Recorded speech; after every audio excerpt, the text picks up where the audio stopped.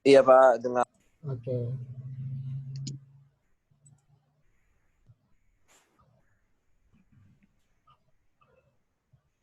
Tapi kalau 40 menitan ini enaknya saya bisa putus-putus file rekamannya. Anda bisa bayangkan kalau saya upload ke YouTube, kan link YouTube itu saya masukin ke ULS. Kalau dia 2 jam atau 1 jam lebih itu ya berapa besar filenya. Kalau dia ngadak di tengah jalan ya susah. Kalau kayak gini filenya kecil-kecil, videonya saya pecah jadi berapa 2 video gitu. Nah itu lebih sedikit trouble-nya. Anda nonton juga mungkin nggak terlalu capek karena masing-masing video tidak berdurasi terlalu panjang ya. Tapi ada plus minusnya juga. Kalau kayak gini file rekamannya dia akan split dengan sendirinya gitu ya. Akan jadi 2 file. Oke, saya lanjutkan ya.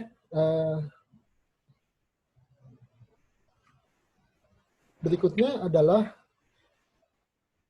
yang bagian tadi adalah organizational buying itu lebih kompleks ya. Jadi Anda harus mempengaruhi banyak pihak di dalam proses komunikasi Anda itu, dan itu lebih kompleks daripada B2C. Oke, kalau B2C itu ada beberapa pihak juga Pak, sebagai pemberi referensi, sebagai endorser, sebagai buzzer dan sebagainya. Ya misalnya Anda mau beli mobil, ada orang tua Anda yang memberikan saran, teman Anda yang memberikan saran, tapi enggak sekompleks, tetap enggak sekompleks B2B. Kalau B2B ini lebih kompleks ya. Anda berurusan dengan kantor pusat, Anda berurusan dengan kantor cabang, Anda berurusan dengan teknisi, Anda berurusan dengan bagian pembelian, Anda berurusan dengan konsultan, Anda berurusan dengan kontraktornya gitu ya. Dan banyak lagi pihak-pihak yang lain yang terlibat di dalam proses penjualan produk atau jasa Anda itu. Sehingga dia lebih kompleks. Dan Anda harus mempengaruhi, harus menjadi influencers, harus memperkenalkan produk Anda gitu ya, menangani objection penolakan customer dari berbagai pihak itu. Ya, baru Anda punya kemungkinan besar untuk memenangkan proses tender tersebut ya.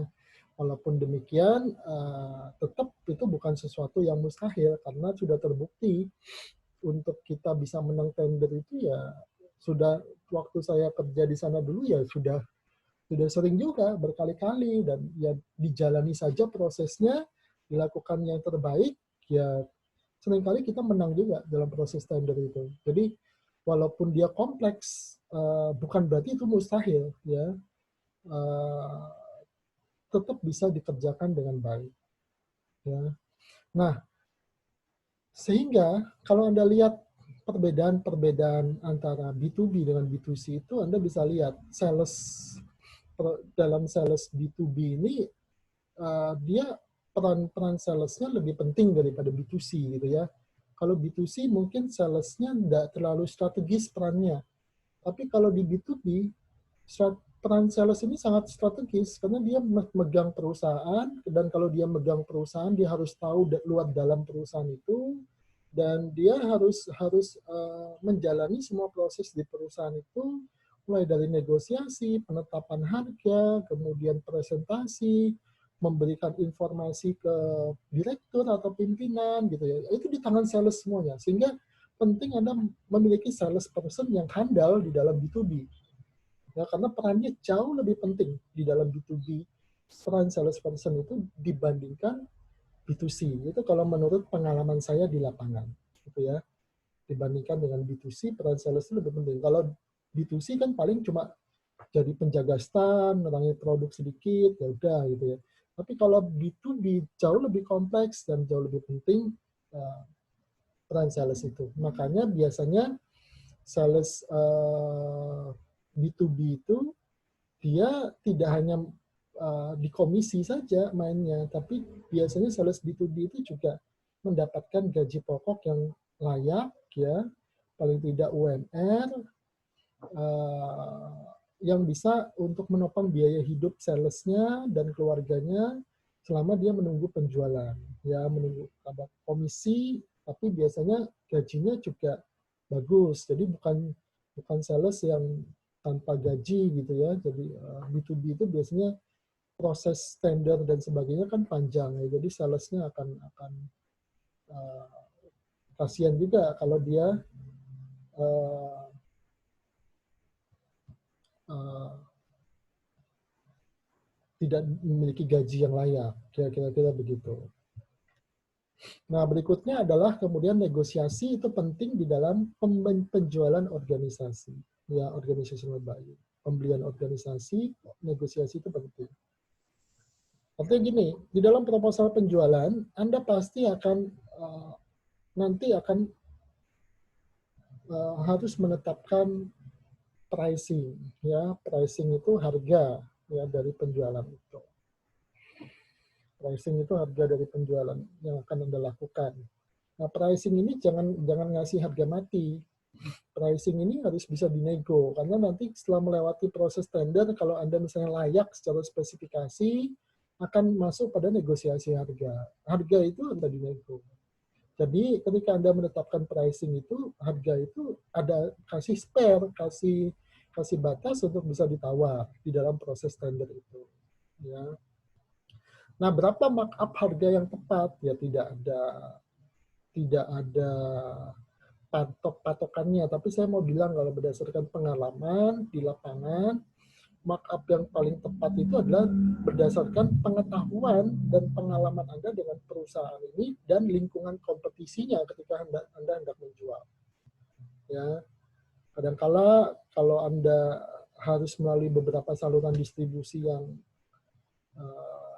panjang, tapi Anda yakin ini potensinya menang atau tendernya goal tinggi, ya Anda bisa markup lebih besar harganya, gitu ya. Tapi jangan juga harganya menjadi tidak kompetitif, menjadi terlalu mahal dengan kompetitor, karena Anda juga akan kalah di dalam tender. Sehingga negosiasi itu dia penting di dalam penjualan organisasi. Jangan pernah menetapkan harga pas. Nah, itu yang saya bisa paparkan tentang penjualan organisasi. Silakan kalau ada pertanyaan. Selling to organization.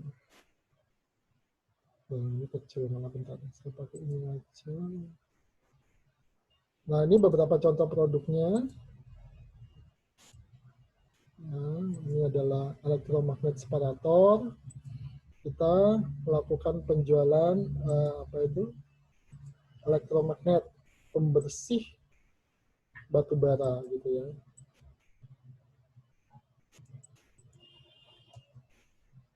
Nah, ini mesinnya ya. Anda tahu mesin ini posisi penempatannya aja, mesin ini sudah beda-beda sendiri gitu ya. Penempatan mesinnya, tipe mesinnya sudah berbeda-beda, dan tentu saja aksesoris mesin di dalamnya itu berbeda-beda ya. Nah, ini yang saya bilang tadi, dia bisa ketat pada spesifikasi ya. Dia bisa menjelaskan loh, misalnya mesin ini posisinya di mana, pembersih batu bara ini, kemudian sampah batu bara apa saja yang bisa dia bersihkan, kedalamannya berapa, dan ukuran sampahnya berapa. Sampah yang dimaksud ini sampah besi ya. Karena batu bara itu kan kalau dia kecampur besi-besi, misalnya paku atau logam yang lain, kemudian dipakai di pembakaran, kan batu baranya menjadi tidak bersih dan bisa merusak tungku pembakarannya. Ya. Jadi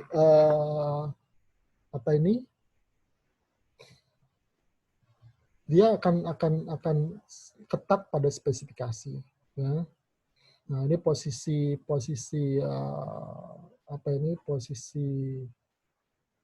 mesinnya juga ya. Nah, ini tipe-tipe mesinnya, jadi spesifikasinya banyak. Ya. Nah, ini mesinnya. Nah, ini juga variannya, ya, mild steel misalnya atau stainless steel. Ya, kalau stainless steel ini lebih mahal dibandingkan mild steel. Mild steel ini besi biasa, itu lebih murah.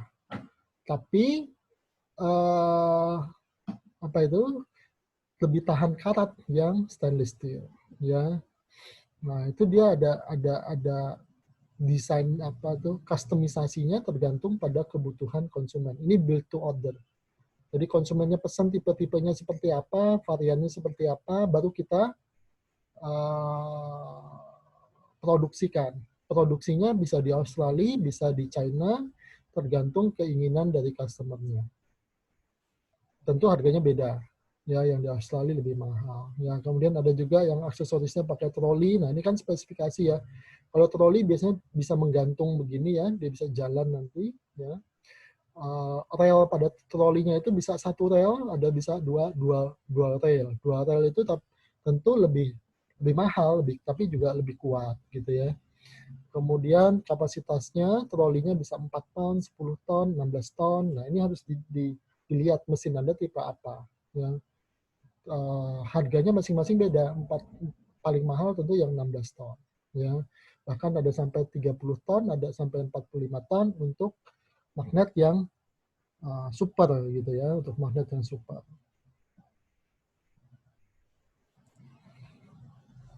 Nah, kemudian ada heat exchanger. Nah, ini aksesoris juga ya. Heat exchanger ini fungsinya supaya mesin Anda tidak kepanasan. Ya, ada magnet internalnya dan akan meningkatkan kinerja mesin sekitar 15%. Ya.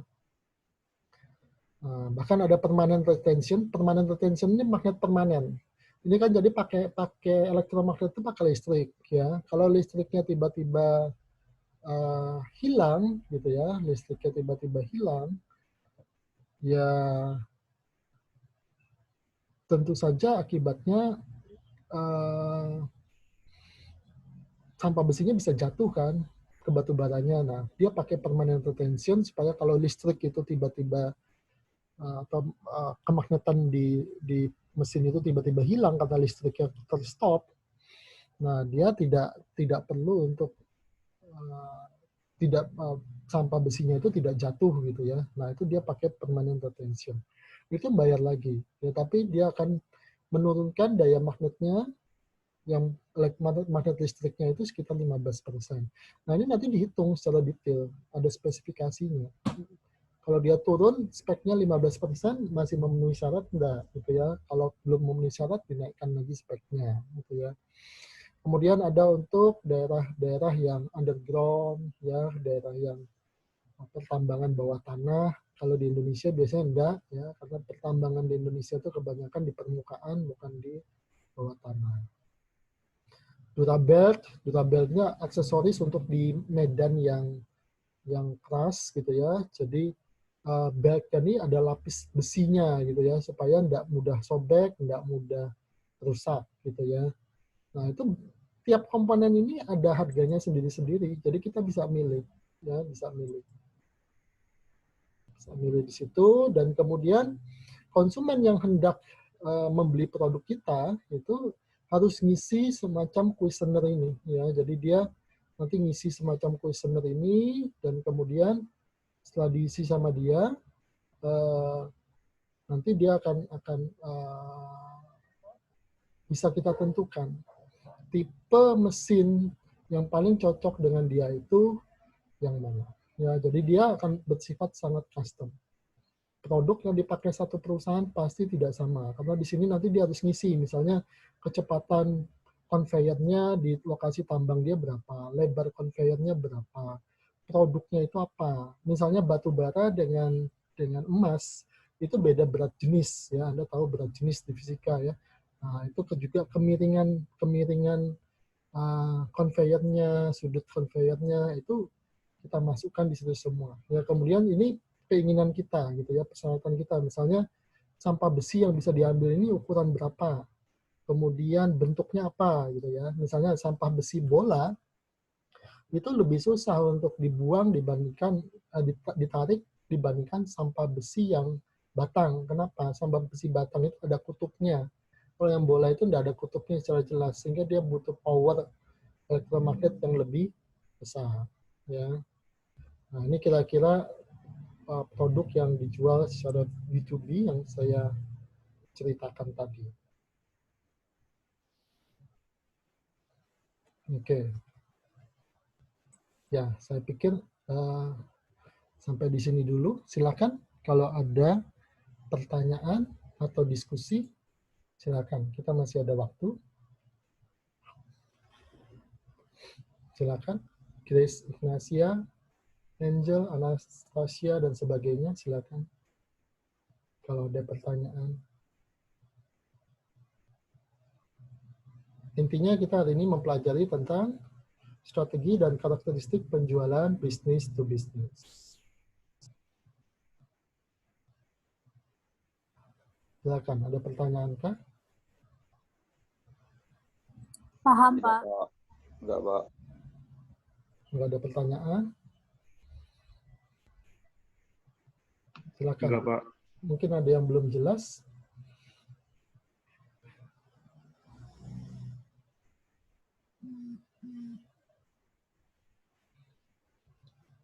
Cukup ya? Nggak ada masalah ya? Oke.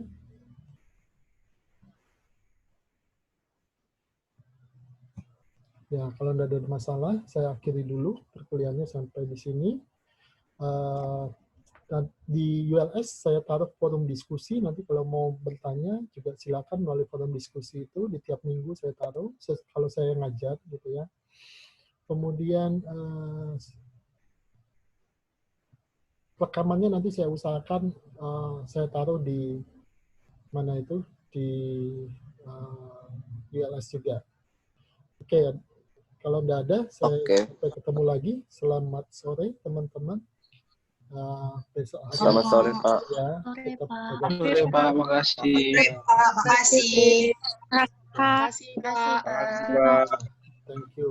Makasih, Pak. Okay.